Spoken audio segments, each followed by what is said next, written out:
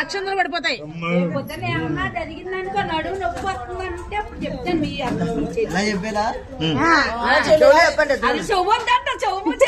అక్షంతలు పోతే చెవులే కదండి బాబు. బాగా తీసేక బాగా చెప్పాక చెవులు పోతే 3 సార్లు పెద్దడా 3 సార్లు చెప్పాలి. ఈ చెవులో చెప్పు. అగో చెవులో వినబడిందా?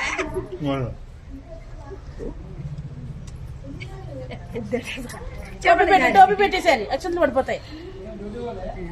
ఎత్తు వచ్చేస్తుందమ్మా కింద.